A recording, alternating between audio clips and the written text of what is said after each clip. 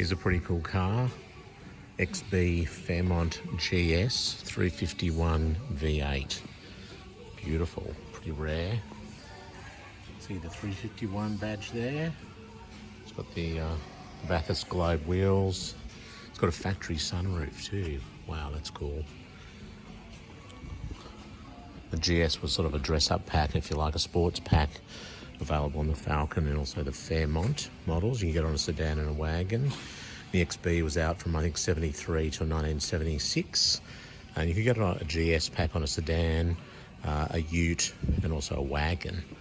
And these cars generally had the 4.1 litre engine, 6-cylinder, but quite a few were optioned with the 302 V8, and then a select few featured the 351 V8. This car's also a factory 4-speed manual.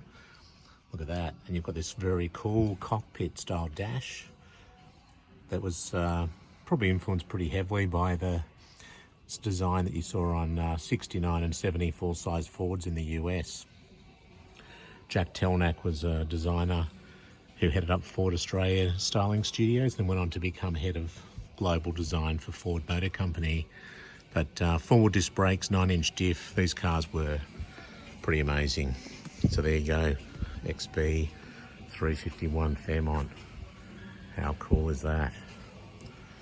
I should mention also that the instrumentation also featured tacho and additional gauges, and also these driving lights as well in the front here, plus the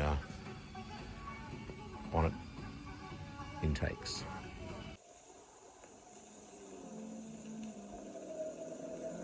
John Goss knows what it takes to win Bathurst.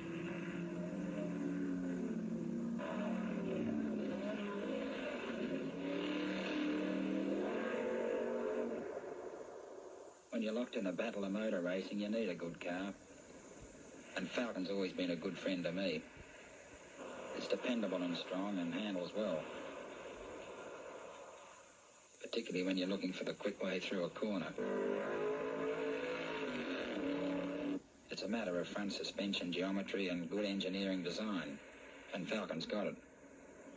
In fact, they've probably won more than half the classic endurance races in the country. You know, there's a little bit of Bathurst in every Ford Falcon. Think about it. Ford Falcon. Going forward is the going thing.